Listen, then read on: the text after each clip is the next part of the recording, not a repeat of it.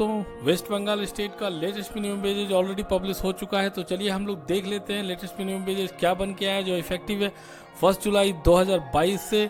मैं यहाँ पे आपको क्लियर कट बताने जा रहा हूँ कैटेगरी वाइज क्या मिनिमम वेजेज बन के आया है और जोन के अकॉर्डिंग क्या मिनिमम वेजेज बन के आया। आप शुरू से अंत तक बने रहिएगा और अगर आपको यह नोटिफिकेशन चाहिए तो अपना ईमेल आईडी आप ड्रॉप कर सकते हैं और मैं आपको यहाँ पे लास्ट मिनिमम वेजेज जो जनवरी में रिलीज हुआ था उसका भी लिंक शेयर कर दूंगा ताकि आप वहाँ पे वैलिडेट कर सकते हैं आज के मिनिमम वेजेज में कि कितने रुपए की बढ़ोतरी हुई है। तो चलिए हम लोग डायरेक्ट चलते हैं नोटिफिकेशन की ओर।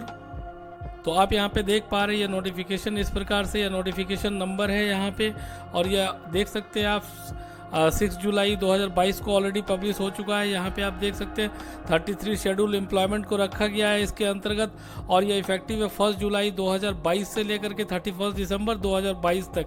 तो चलिए हम लोग डायरेक्ट चलते हैं और यहाँ पे देख लेते हैं किस प्रकार से क्या बन के आया। यहाँ पे आप देख पा रहे हैं जोन यहाँ पे बाइफरकेट किया गया जोन ए और जोन बी में और यहाँ पे आप देख पा रहे हैं पर मंथ मिनिमम वेजेस बन के आया और पर डे जोन ए के अंतर्गत और जोन बी के अंतर्गत। मैं आपको लास्ट में जोन के बारे में बता दूंगा क्या जोन है। यहाँ पे आप देख पा रहे हैं कैटेगरी ऑफ एम्प्लॉयज़ क्या है और यहाँ पे शेड्यूल एम्प्लॉयमेंट क्या है, ये सारी चीज़ों की जानकारी आप यहाँ पे देख सकते हैं। तो सबसे पहले आप देख सकते हैं कि अगर आप शेड्यूल एम्प्लॉयमेंट अगर एनी काइंड ऑफ आप मैन्युफैक्चरिंग में काम कर रहे हैं और अनस्किल्ड एम्प्लॉय की कैटेगरी में है तो आपका जो है पर मंथ का जोन में मिनिमम वेजेस जो बन के आएगा वो है 9,239 रुपीज़ और आपका जोन बी में है 8,380 रुपीज़ और पर डे का इस प्रकार से मिनिमम वेजेस बन के आएगा।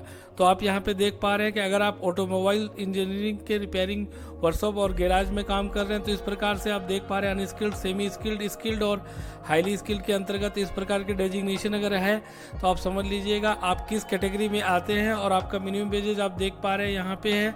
यहाँ पे आप देख पा रहे हैं जोन ए के अंतर्गत और जोन बी के अंतर्गत यह है। सेमी स्किल्ड में इस प्रकार से बन के आया है, स्किल्ड में इस प्रकार से बन के आया है और हाईली स्किल्ड में आप देख पा रहे हैं इस प्रकार से बन के आया है आपका 12,297 रुपीज़। तो आगे हम लोग चलते हैं। आप यहाँ पे देख पा रहे हैं बेवरेज मैन्युफैक्चरिंग और वेंडिंग इस्टेब्लिशमेंट के अंतर्गत अगर आप काम कर रहे हैं तो आपका मिनिमम वेजेज इस प्रकार से बन के आएगा अनस्किल्ड, सेमी स्किल्ड और स्किल्ड के अंतर्गत।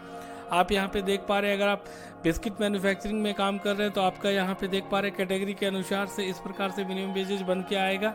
अगर आप बोटलिंग और पैकेजिंग इंडस्ट्री में काम कर रहे हैं तो आप यहाँ पे समझ लीजिएगा कि अनस्किल्ड के अंतर्गत क्या क्या आते हैं, जैसे helper, general worker, night guard, peon, security guard, sweeper, इन सभी को अनस्किल्ड में रखा गया है इस पार्टिकुलर एम्प्लॉयमेंट और कैटेगरी के अकॉर्डिंग।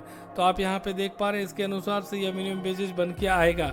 अगर आप यहाँ पे देख पा रहे हैं टी लीफ फैक्ट्री में काम कर रहे हैं तो अनस्किल्ड का इस प्रकार से मिनिमम वेजेज बन के आएगा। अगर आप clinical establishment including pathological laboratories और डायग्नोस्टिक सेंटर में काम कर रहे हैं तो आप यहाँ पे देख सकते हैं कैटेगरी के हिसाब से आपका मिनिमम वेजेज इस प्रकार से बन के आएगा।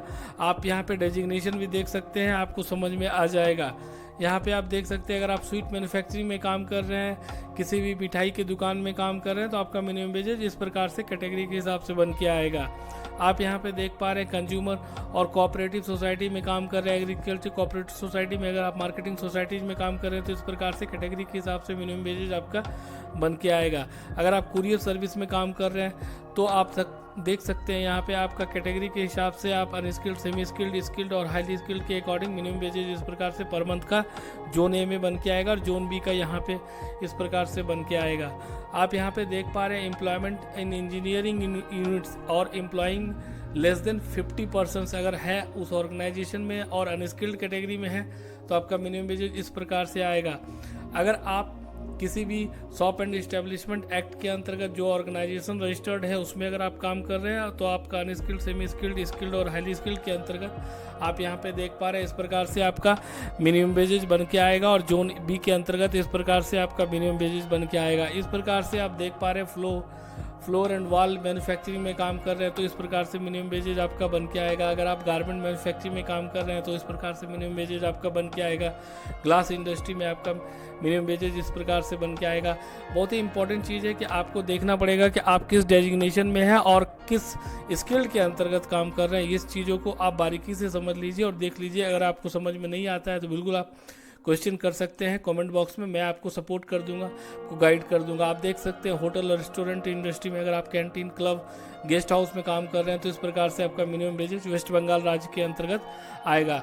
आप देख पा रहे हैं आइसक्रीम कैंडी मैन्युफैक्चरिंग में काम कर रहे हैं, आइस फैक्ट्री में काम कर रहे हैं, इंफॉर्मेशन टेक्नोलॉजी सर्विसेज में आप अगर काम कर रहे हैं तो आपका मिनिमम वेजेज इस प्रकार से कैटेगरी के हिसाब से आएगा। आप देख पा रहे हैं ज्वेलरी में, मैन्युफैक्चरिंग इंडस्ट्री, लॉन्ड्री में आप काम कर रहे हैं, क्लीनिंग, डाइंग, प्लांट शॉप में काम कर रहे हैं, लेदर गुड्स मैन्युफैक्चरिंग में अगर आप काम कर रहे हैं तो इस प्रकार से आपका अकॉर्डिंग टू कैटेगरी के हिसाब से मिनिमम वेजेज बन के आएगा।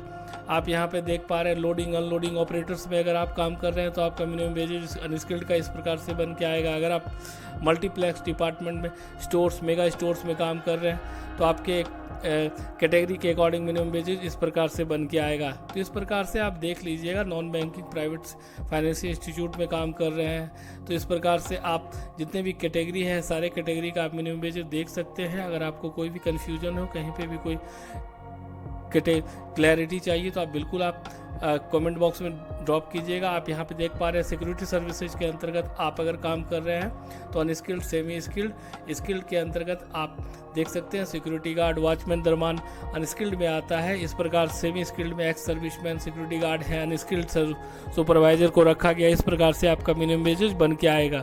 तो इस प्रकार से आप देख लीजिएगा।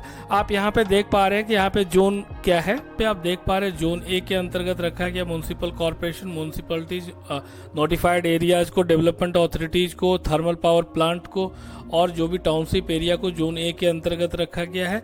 तो आप समझ लीजिएगा जोन ए के अंतर्गत इस प्रकार से जो भी मिनिमम वेजेज है उसको आपको लेना है और जोन बी के अंतर्गत rest part of West Bengal को रखा गया है जोन बी का अंतर्गत इस प्रकार से।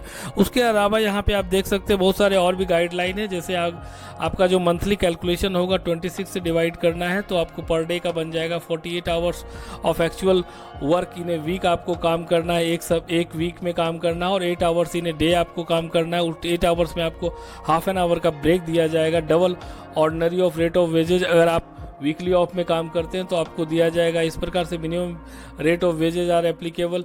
जो भी कॉन्ट्रैक्टर के थ्रू भी अगर आप एम्प्लॉय हैं तो आपको भी सेम वेजेज दिया जाएगा। अगर आप डिजेबल पर्सन है तो भी आपको सेम वेजेज दिया जाएगा। मेन और वुमेन को भी सेम रेट के लिए सेम वेजेज देने का प्रावधान है। इस प्रकार से यह कंप्लीट मिनिमम वेजेज है। कोई क्वेरी हो तो बिल्कुल आप कमेंट बॉक्स में ड्रॉप करेंगे। धन्यवाद।